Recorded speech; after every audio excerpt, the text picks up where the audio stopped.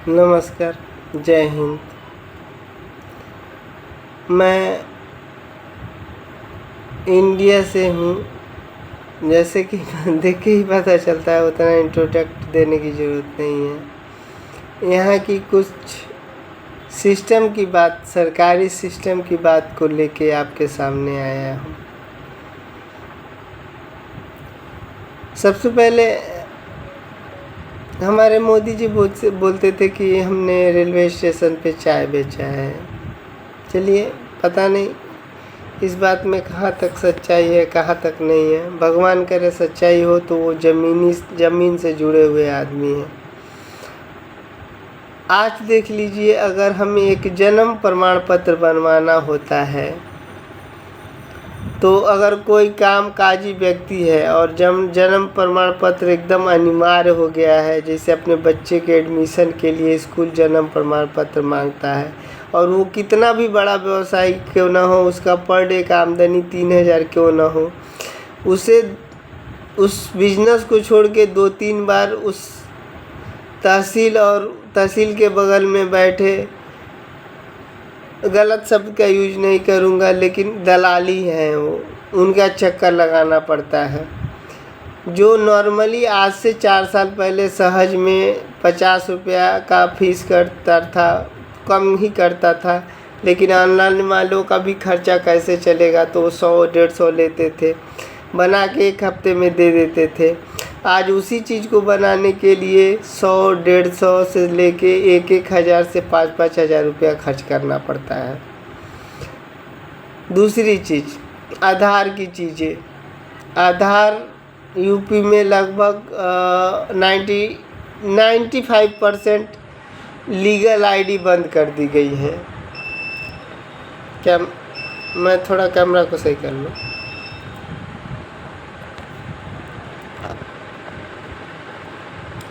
बंद कर दी गई है, जबकि आपको पता है कि इस समय आधार नया बनने से ज़्यादा ज़रूरी है आधार को कॉरेस्पॉन्ड करना, जैसे कि नाम, जन्म तिथि, एड्रेस, शादी के बाद उसका कौन सा एड्रेस होता है। जब 95% जेन्युइन यूआईडीआई की सर्विस बंद कर दी गई है, तो 5% जेन्युइन आईडी चल रही है, और बाकी जो आईडी चल रही हैं अच्छे से सबको, सरकारी अधिकारियों को पता है, वो बाईपास है। यानी वो जो काम 150 और 200 और 300 के फीस में होता है, वो 3000 से लेके 30-30 हज़ार रुपया लेके कर देते हैं, और सरकारी यूआईडीआई का बैठे हुए अधिकारी से बेहतर करते हैं। बोलते हैं 24 घंटे में नहीं हुआ तो आपका पैसा वापस कर दूंगा। हम तहसील में आय जात निवास बनवाने के लिए जाते हैं, ठीक है, आय जात का मामला तो ठीक है, ऑनलाइन कर देते हैं। सेक्रेटरी लेखपाल का कोई आदमी आता है और कहता है आप किस जाति के हैं, कितना साल से रह रहे हैं, और मतलब आय जात निवास का मतलब यही है, तुम्हारे बाप का नाम क्या है, परदादा का नाम है, परिवार रजिस्टर नकल वगैरह के बारे में देखता तो नहीं है, पूछता है, 50-100 रुपया लेता है, अपने लेखपाल को जाके बता देता है, रिपोर्ट लग जाता है, सही हो जाता है। लेकिन जन्म और मृत्यु प्रमाण पत्र बनाना इतना मुश्किल हो गया है कि एक लड़का अगर हॉस्पिटल में जन्म लेता है तो उसका जन्म प्रमाण पत्र मान्य नहीं होता है। उसे नए तरीके से तहसीलदार से परमिशन लेना पड़ता है कि ये लड़का, भले हॉस्पिटल में पैदा हो, लेकिन परमिशन लेना पड़ता है कि ये लड़का फलाने जगह के उस एरिया के सरकारी अस्पताल में इस दिन और इस समय में पैदा हुआ है। वहाँ से कागज़ बनता है, फिर जाके उसका जन्म प्रमाण पत्र बनता है। हो सकता है इस वीडियो के बाद से सरकारी महकमे में कुछ, अगर ये वीडियो फैलता है तो सरकारी महकमे में कुछ हलचल ज़रूर होगा, तो शायद वीडियो डिलीट करवाया जा सकता है, चाहे मेरा अकाउंट ब्लॉक कराया जा सकता है, कोई दिक्कत नहीं। मैं सच्चाई को थोड़ा सा उजागर करने की कोशिश कर रहा हूँ। इतनी सरकारी छोटी छोटी चीज़ों को में जब अगर प्रॉब्लम है, तो सोच लीजिए कि बड़ी चीज़ों में कितनी प्रॉब्लम है। आय, जात निवास, जन्म प्रमाण पत्र, मृत्यु प्रमाण पत्र, ठीक है, परिवार रजिस्टर नकल बनाने में जब आपको इतनी प्रॉब्लम है कि ऑनलाइन व्यवस्था के बाद नियमता तो ये रहना चाहिए कि ऑनलाइन करने के बाद कोई सरकारी अधिकारी या तो अपने असिस्टेंट को भेजे कि ये सही है कि आदमी मरने के बाद भी उसे प्रूफ देना पड़ता है कि आदमी मरा है कि नहीं, मृत्यु प्रमाण सर्टिफिकेट के लिए। और कोई अधिकारी नहीं आता है, आपको खुद वहाँ ले जाके फ़ोटो जमा करना पड़ता है कि ये आदमी मर गया, इसके साथ फलाना व्यक्ति जो फ़ोटो में खड़ा है वो मेरे ये रिश्तेदार है, ये बगल में मैं हूँ। ये सिस्टम है। तहसील में आप जाइए, तहसील ज़मीन वैसे तो होता है ज़मीन की क्या बोलते हैं, लेख और विक्रेता के लिए, लेकिन वहाँ पे और सारे कागजी कार्रवाई होते हैं। तो आप एक बार दो बार, मतलब अपना काम नहीं है तो आप नहीं जाएंगे, किसी का काम है तो एक बार जाके देखें क्या सिस्टम है वहाँ की। मैंने एक ज़मीन 2021 में लिया था अपनी वाइफ के नाम से। मुझे मेरे फाइनेंशियल कंडीशन 2025 में लिया था, दिसंबर 2025 में मेरा फाइनेंशियल कंडीशन एकदम ख़राब हो गया। ख़राब होने का रीज़न था कि मेरा मोबाइल हैक हो गया, 3 मोबाइल से मेरा पैसा अच्छा खासा डिडक्ट हो गया, लगभग खाली हो गया। यहाँ तक कि मैं उन्हीं लोन एप्लीकेशन वालों ने क्या वायरस भेज के मेरा मोबाइल हैक कर लिया था और अकाउंट आधार कार्ड के और मोबाइल के माध्यम से अकाउंट में पहुंच गए थे, जिसकी वजह से मुझे 9 लाख का तो नुकसान हुआ ही हुआ। 3 खाते में करीब, एक में 1,03,000, एक में 49,000, एक में 53,000 का होल्ड भी लगा हुआ है। तो इस पे मैंने साइबर कैफ़े में, पुलिस थाने में और अपने बैंक में तहरीर दे रखा है।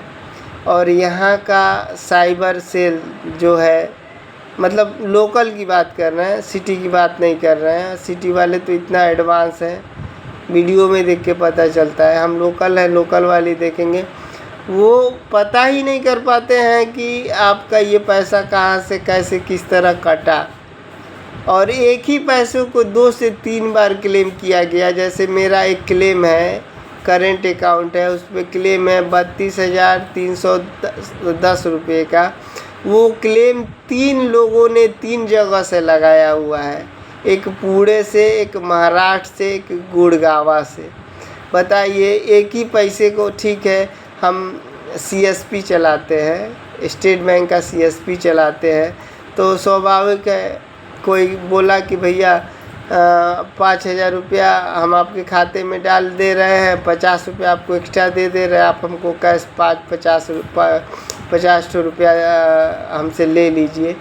तो मैंने उसको इस तरह 30,300 कुछ रुपये का पेमेंट कर दिया। लेकिन उस पेमेंट को आज 1.5-2 साल बाद 2 से 3 लोगों ने कंप्लेंट किया कि ये पैसा मेरा था, ये पैसा मेरा था, ये पैसा मेरा था।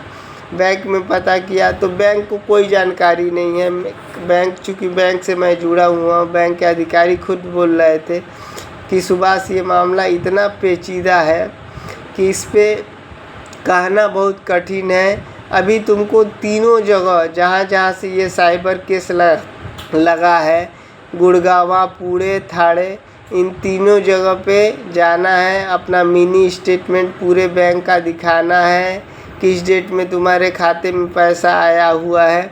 सर एक ही पैसा आया हुआ है, लेकिन 3 बार कंप्लेन है। क्या बैंक को, चाहे साइबर क्राइम को नहीं समझना चाहिए कि एक ही पैसा एक ही अकाउंट में जा रहा है और 3 लोग कंप्लेंट कर रहे हैं कि ये पैसा मेरा है, एक पैसा मेरा है, ये पैसा मेरा है।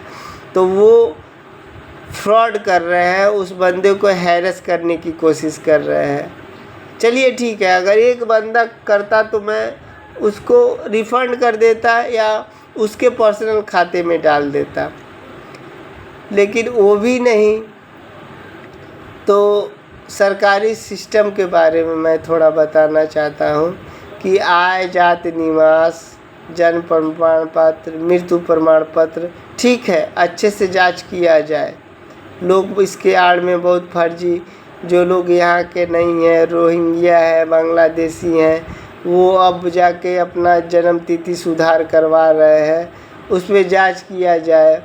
बाईपास आधार इनरोलमेंट को बंद किया जाए, और जो लीगल चल रहे हैं 95 में 5%, उसमें उसको कुछ बढ़ावा दिया जाए। उनकी जांच की जाए कि आप सही तरीके से उनका डॉक्यूमेंट लेके काम कर रहे हैं कि नहीं कर रहे हैं। हमारे बड़े बड़े नेता ज़मीन से जुड़े हुए हैं, तो वो क्यों नहीं समझ पाते हैं कि हम जब सबको छोड़िए, जब मेरे प्रधानमंत्री चाय जब बेचते थे तो वहाँ तब भी तहसील हुआ करता था। तहसील की नाम अलग हुआ करता था, क्योंकि मेरा जन्म 86 का है, मैं 39-40 का हो चुका हूँ। कुछ चीज़ें बदल गई होंगी। तहसील में क्या होता है और बाकी सरकारी छोटे छोटे जगहों पे क्या होता है, बिना पैसे का कोई बात ही नहीं होता है। एक गरीब इंसान अगर किसी लफड़े में फंस गया तो 2 से 3 बार, 4 बार, 5 बार दौड़ता है, उसके बाद वो लफड़ा ही छोड़ देता है। क्यों? क्योंकि उसे रोजी रोटी भी करना है। अगर डेली वो बिजनेस करके 200 रुपया कमाता है, अगर उस किसी लफड़े, सरकारी लफड़े में फंस गया तो उसका पूरा दिन गया। उसका वकील, चाहे उसका महकमा, चाहे उसका जो भी देखने वाला है, वो 300 रुपया अलग से देगा, उसका पूरा दिन जाएगा। अब पूरा इसका 200 रुपया बर्बाद हुआ, यानी 3 दूनी 500 रुपया बर्बाद हुआ। इस तरह अगर वो 10 बार बुला दिया तो वो बंदा टूट जाता है और जानता है कि हम सही हैं, फिर भी उस चीज़ को छोड़ देता है, उस केस को छोड़ देता है। तो थोड़ा सा ध्यान दें कि सरकारी महकमे में किस तरह के काम हो रहे हैं। सर, आज थाने में जाके देख लीजिए, थाने में लगभग 90% जगहों पे कैमरा सही तरीके से काम नहीं करता। क्यों नहीं काम करता? क्योंकि उन्हें FIR लिखना ही नहीं है। जो बड़े लोग हैं पहले ही फ़ोन करता है कि इस तरह का मैटर जाएगा, तो FIR नहीं लिखना है। तो एकमात्र प्रूफ होता है कैमरा। 99%, 95% जगहों पे कैमरा वर्क नहीं करता है, और जहाँ FIR लिखा जाता है वहाँ पे या तो कैमरा नहीं होता है। थाने पे बिना गाली गलौज के बात नहीं किया जाता है। गाली देना सर ज़रूरी है, उसे डांटा भी तो जा सकता है। गाली अगर किसी माँ और बहन को दिया जा रहा है तो आपकी तो माँ बहन हुई है ना। तुम छोड़ दो तो वो तुम्हारी माँ की छोड़ दो, तो अगर तुम उसमें से हटा दिया जाए तो माँ, यानी माँ सबकी माँ, ऑल वर्ड्स मदर्स, यानी तुम्हारी भी माँ है, अपनी माँ को भी गाली दे रहे हो। तो सर, मैं इस वीडियो को इतना लंबा नहीं खींचूँगा।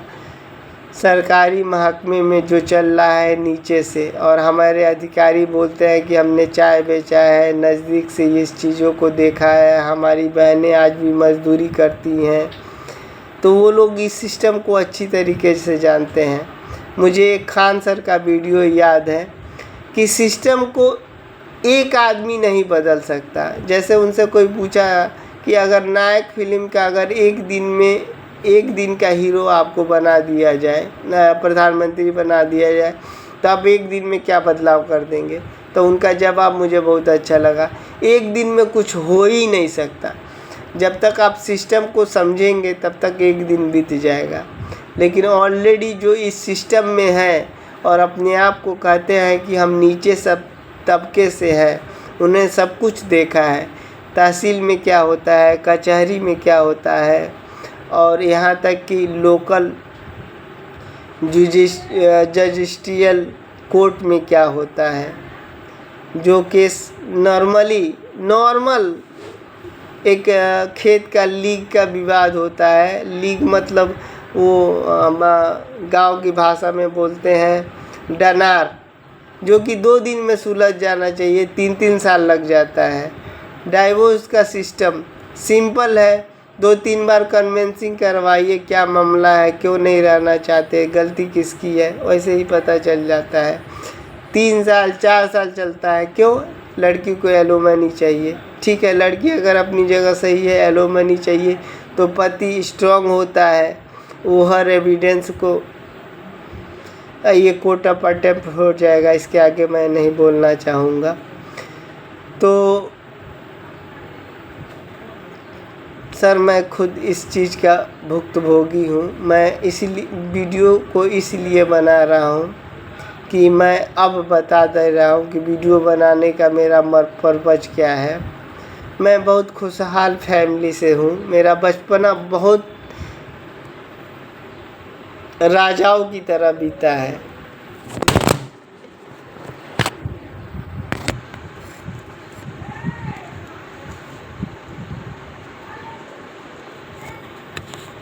सॉरी, कैमरा नीचे गिर गया था। राजाओं की तरह बीता है। मेरे पापा एक प्रैक्टिशनर डॉक्टर थे, जिसे गांव के लोग झोला छाप डॉक्टर कहते हैं। झोला छाप डॉक्टर वो इसलिए हो गए कि बाद में 14, 15, 18 लाख लगाने वाले लड़के बच्चे जो डॉक्टर हुए, उनका बिजनेस कैसे चलेगा, तो इनको झोला छाप नाम दिया गया। क्योंकि आज से 70 साल से बांग्लादेश और इंडिया के बाद से जब देश अलग अलग हुआ, तो इन झोला छाप डॉक्टरों ने ही लोगों का इलाज किया। उस समय MBBS नहीं हुआ करते थे, होते थे 2-4 हुआ करते थे। खैर कोई बात नहीं, सिस्टम की बात है, हम उस पर ज़्यादा कमेंट नहीं करेंगे। तो मेरे पापा एक प्रैक्टिशनर डॉक्टर थे। मेरा बचपना 20 साल तक किसी अभाव में नहीं गुजरा। मैंने जो चाहा वो किया। मैं BA किया, NCC किया, CCC किया, कंप्यूटर ऑपरेटर किया, और यहाँ तक कि doctor MC Saxena technical university से BTech CE से सिर्फ 2 साल का सेमेस्टर किया। लेकिन मुझे नहीं समझ में आया, क्योंकि पैसे की कमी नहीं थी, पापा का बिजनेस अच्छा चल रहा था। 2003 की बात है। तो मैं वहाँ से भाग आया। यानी लाइफ में सब कुछ अच्छा चल रहा था। सडनली ये हुआ 2011 में मेरी मम्मी सडनली एक्सपायर कर गई विद पॉइजन। इस सदमे को बीतने के बाद, उस समय मेरा उम्र करीब 21 साल 22 साल था। मुझे उस सदमे से निकलने में 3 और 4 साल का समय लगा। उसके बाद अभी इस सदमे से निकला ही था कि हम अकेले भाई हैं। मेरे मम्मी पापा तो नहीं रहे। अभी बताए कि मम्मी चली गई, अभी आगे बताता हूँ। 2020 में पापा ने एक साल के बुकिंग के बाद एक गाड़ी खरीदा, अर्टिका। अक्टूबर में उन्होंने ख़रीदा, और 1 जनवरी को पिकनिक मनाने के लिए वो हमारे बड़ी बहन के जीजा बोलेंगे, गए रामनगर के बिहार में। यहाँ से मैं UP से हूँ, बगल में बिहार है, और वहाँ का एक सिटी है रामनगर। थोड़ा सा जंगल एरिया है, दार्शनिक स्थल है। वहाँ से थोड़ी दूरी पे नेपाल पड़ता है। वहाँ उनका गाड़ी एक पेड़ से एक्सीडेंट हो गया। एक तरफ नदी था, एक तरफ जंगल था, तो उन्होंने जल्दीबाजी में पावर ब्रेक ले लिया और उनका एक्सीडेंट हो गया, जिसकी वजह से जीजा और पापा का एक्सीडेंट हुआ। गाड़ी मैंने उस समय अर्टिका 2020 की बात बता रहा हूँ, सबसे महंगी, मतलब बड़े लोगों के लिए नहीं, देहात में रहने वाले लोगों के लिए महंगी गाड़ियाँ हुआ करती थी। तो मैंने 13,85,000 में ख़रीदा था। पापा ने पैसा दिया था। अक्टूबर में ख़रीदा, अक्टूबर 2020 में, और 1 जनवरी 21 को ये एक्सीडेंट हुआ। पापा आईसीयू में 22 दिन रहे। जीजा का ऑन द स्पॉट डेथ हो गया। पापा के पीछे 7 से 8-9 लाख रुपया लगा।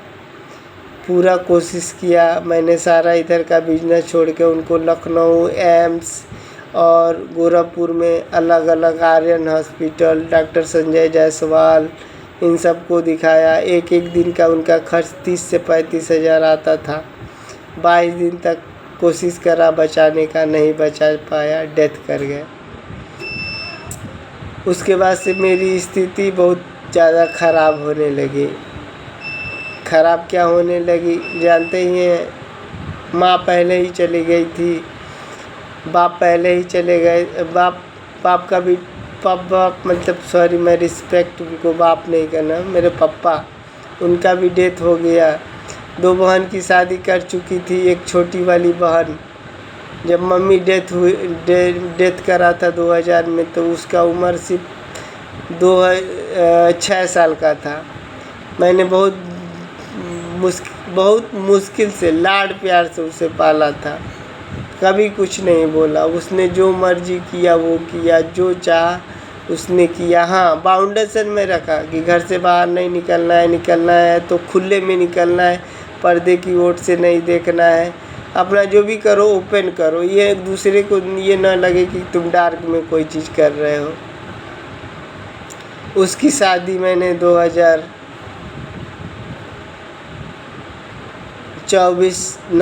नवंबर 2024 को कर दिया। उसके बाद उसकी स्थिति ये है कि वो जहाँ गई है वहाँ एडजस्ट नहीं हो पा रही है। उसकी सास है, उसे टॉर्चर करती है, क्योंकि इसके अंदर तो आदत हो गया है।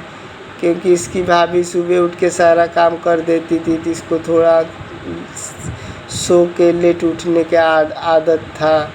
इस चीज़ को उसकी सास थोड़ा गंभीर ले ली है, टॉर्चर कर दी है। इस टॉर्चर को बर्दाश्त नहीं कर पाई है और मेरे डर से मेरे यहाँ नहीं आ पा रही है। और मैंने शादी यहाँ से करीब 12 किलोमीटर दूर किया है, वहाँ भी नहीं रह रही है। बीच में एक सिटी पड़ता है पडरौना, वहाँ एक कॉलेज में एज ए क्लर्क के पोस्ट पे काम कर रही है। महीने का सैलरी 7,000 है। कह रही है कि भैया को बहुत परेशान किया हूँ, अब नहीं करूँगी। और उसने उस लड़के के खिलाफ़ केस कर दी है एलिमनी के लिए। अब भगवान जाने, क्योंकि वो मुझसे भी नहीं बात करती है, क्योंकि उसका कहीं ना कहीं ये मकसद नहीं मन में है कि भैया को और मुझे समय देना चाहिए था शादी के लिए। उसका उम्र 24 हो गया था। मुझे अपने पसंद के लड़के से शादी करना था। ठीक है, मैं इस चीज़ को भी मानता हूँ, मैं दोषी हूँ उस चीज़ के लिए। कहानी बोलते जाएंगे तो बहुत लंबी होती जाएगी। मैं टू द पॉइंट आते हैं। जब सभी लोग ज़मीन से जुड़े हुए हैं तो ज़मीन से होने वाले कामों में इतना मुश्किल क्यों होता है? अभी 2025 के लास्ट में ECR NCR जो भी हो उनके नाम पे हर गांव से 10 लोगों का वोटर लिस्ट से नाम कट गया। मैं दावे से कह रहा हूँ, आज मैं जब से पैदा हुआ हूँ और वोट देने लायक हुआ हूँ, सेंट्रल हो और लोकल हो, मैंने बस बीजेपी को वोट दिया है। और मेरे अंदर एक चीज़ और है, मैंने हमेशा नोटिस किया है। मैं अपनी ये नहीं गुणगान नहीं कर रहा हूँ, हो सकता है गलत भी हो सकता है। मैं जिसको यहाँ तक कि मैं इस चीज़ को नोटिस किया हूँ, ग्राम प्रधानी में मैं जिसको वोट दिया हूँ वो बंदा जीता है। पिछली बार मैंने वोट नहीं दिया था ग्राम प्रधानी में, क्योंकि थोड़ा मैं जा नहीं पाया। तो संयोग से दोनों वोट का जो काउंटिंग है बराबर आया। दोबारा काउंटिंग हुआ तो मेरे ही फेवर का जो नेता था वो जीता। खैर, ये चीज़ मैं पता नहीं क्यों बात को खींचता जा रहा हूँ। जब सभी बड़े नेता और अधिकारी ज़मीन से जुड़े हुए हैं तो इन छोटे लोगों को दर्द को या तो समझना नहीं चाहते हैं, उन्हें कीड़ा मकोड़ा समझते हैं, और अगर समझते हैं कीड़े मकोड़े से ऊपर, जिन्हें आप लोग जनरल कहते हैं, तो उनकी मजबूरी को समझें। उनकी छोटी छोटी समस्याएं जब आप ऑनलाइन कर दिए हैं, तो ऑनलाइन जांच का तरीका भी उतना ही सरल कर दीजिए कि ये बंदा सही है कि गलत है।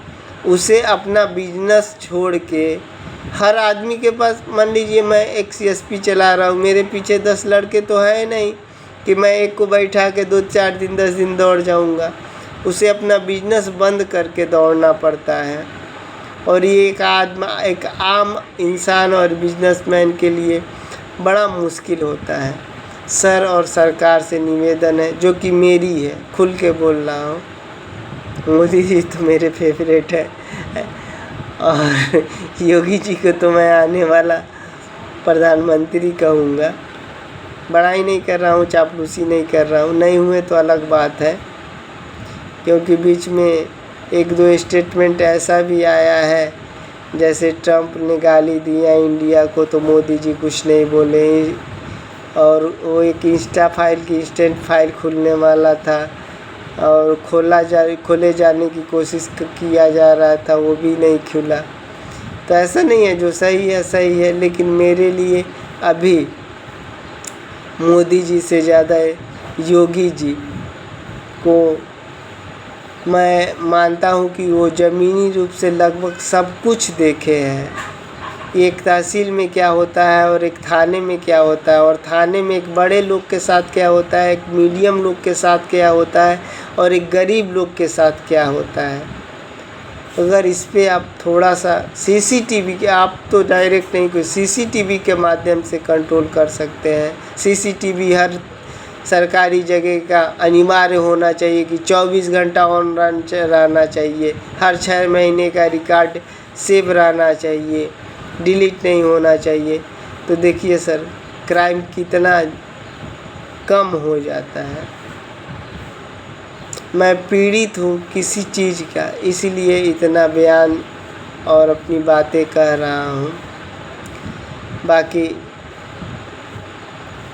सरकार से अनुरोध है कि आपने जितने भी सरकारी पोर्टल, जैसे मुख्यमंत्री जन योजना, जन सुनवाई पोर्टल, इस पे जो भी आवेदन पड़े, उसको आप अकेले तो हैंडल नहीं कर सकते, एक पूरा टीम रखिए।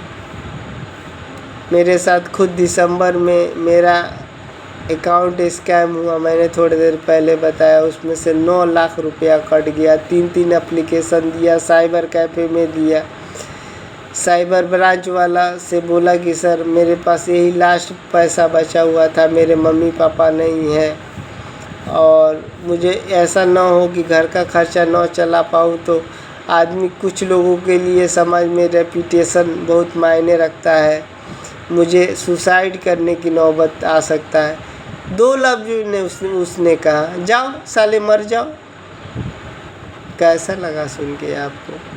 आप एजुकेटेड हो, BA हो, BTech आधा अधूरा किए हो, तो भी पढ़ा लिखा हुआ होगा, ठीक है, CRPF का चाहे साइबर क्राइम का होगा, क्या होगा, बहुत उसकी एजुकेशन BA होगी, BSc होगी, ग्रेजुएशन होगा, कोई हाईली क्वालिफाइड तो नहीं है। BA, MBA, BCA, CCA ये सब तो करके नहीं आया होगा, लेकिन उसकी ट्रेनिंग ने उसे बोला जा साले मर जा, बात भी नहीं सुना। तो सर आपसे, सर नहीं, सरकारी महकमे से अगर मेरा वीडियो पहुंच जाए तो अनुरोध है ना, मैं इस वीडियो को लाइक और सब्सक्राइब के लिए बना रहा हूँ, अपनी बात रखने के लिए बना रहा हूँ। अगर मेरे बड़े अधिकारी जुड़े हुए हैं छोटे चीज़ों से, तो वो जानते हैं कि छोटे छोटे जगहों पे क्या होता है। ठीक है, छोटे छोटे जगहों पे लगभग 70 से 90% लोगों के साथ अन्याय होता है, उस रेशियो को तो घटाया जा सकता है। ठीक है, मैं इस बात के साथ और मेरी बात में कहे हुए किसी गलती, किसी पार्टी, किसी नेता के विरुद्ध अशब्द अनजाने में निकल गया हो तो हाथ जोड़ के माफ़ी मांगता हूँ, क्योंकि मेरा मकसद पॉलिटिकल से एकदम नहीं है। मैं आम जनता की समस्या को बड़े लोग नेताओं को पहुंचाना चाहता हूं। जो लोग ये कहते हैं कि मैंने रेलवे स्टेशन पे चाय बेचा है और मैं गरीबी यहाँ तक देखा हूँ कि मुझे एक दिन का खाना कैसे नसीब होगा, उसके लिए भी व्यवस्था करना पड़ता है। नाम नहीं लूँगा, ये भी स्टेटमेंट सुना हूँ अपने ही भाजपा के, अपने ही मतलब मेरे भाजपा के नेताओं से। तो थोड़ा ज़मीनी स्तर पे एक बार उतर के देखें। आप तो बहुत समाज ऐसे हैं, बहुत ऐसे लोगों तक नहीं पहुँचे हैं जो ग्रामीण इलाके में 2-4 नदियों के बाद बसते हैं, जिस गांव का लोकेशन आज तक आपके किसी बड़े मंत्री ने आपको नहीं दिया होगा। वो लोग को अगर एक दूध का पैकेट और 4 दिन का राशन लेके जाना हो तो 3-4 नदी को नाव से पार करके वहाँ लेके जाते हैं और 5-7 दिन का वो भोजन करते हैं। अगर आपको यकीन ना हो और मेरे बात पे विश्वास ना हो तो शायद मैं 5-6 साल पहले की बात करता हूँ, आप अपने अभी वहाँ डेवलप करवा दिया होगा। लेकिन उस जगह का नाम है, बिहार में एक जगह है ब्रिंची। वो ये जगह है कि जून जुलाई और अगस्त में बीच में मेन रोड से एक नदी बहती है जो 6 महीने तक ऐसा लगता है कि उफान में चल रही है। नाव तो नाव, लोग उसको पार करना भूल जाते हैं। जैसे चींटियाँ साल भर बरसात के मौसम में साल भर का अनाज इकट्ठा करके रखती है, उस गांव के लोग 6 महीने का राशन, चावल और आग जलाने की व्यवस्था पहले से इकट्ठा करके रखते हैं। शायद वीडियो बहुत लंबा हो गया है, 32-33 मिनट का हो गया है। मैं फिर से विनम्र निवेदन करूंगा कि बड़े जो नेता हैं एसी में बैठते हैं, उन्हें छोटों लोगों की एक बार उतर के देखें। सिर्फ नाली, शहरों की नाली, गटर और गंदगी देखने से नहीं पता चलता है। अभी भी आप समझते हैं अंडमान में और बाकी जगहों पे आदिवासी रहते हैं। अपने झारखंड, उत्तर प्रदेश और बिहार में भी आदिवासियां रहते हैं जिन्हें आप अच्छे से नहीं जानते। बस उन्हें तीर कमान चलाना नहीं आता, लेकिन आदिवासी वाली ज़िंदगी जीते हैं थोड़ा। और वो उनका भी वोटर लिस्ट में नाम है, पता नहीं कैसे। और वो सब बता दे, वो ये नहीं जानते हैं भाजपा क्या है और मोदी जी क्या है, शायद क्या योगी जी क्या है। मोदी जी को थोड़ा बहुत जानते हैं, वो ये जानते हैं कमल का फूल। मुझे नई ज़िंदगी मिली है कमल के फूल की वजह से, क्योंकि इंदिरा गांधी के जीवन काल में उनको लाके बसाया गया था भारत में, जब इंडिया बांग्लादेश का बंटवारा हो रहा था। कमल के नाम पे जिसको खड़ा कर दीजिए, उनको उस चेहरे से मतलब नहीं है, उसके कैरेक्टर से मतलब नहीं है। उसे जाके अगर कमल का फूल का निशान दिखा तो उस पर वोट डालना है। तो आप सभी बड़े छोटे या जहाँ तक मेरा वीडियो पहुँचे, सबसे समग्र निवेदन है कि छोटी छोटी चीज़ों से ही बड़ी बदलाव होते हैं। तो क्यों ना हम छोटी चीज़ों से ही शुरुआत करें, खासकर ये तहसील की प्रॉब्लम जो मैंने बताया है। एक बार मैं फिर बोलता हूँ, नमस्कार, जय हिंद।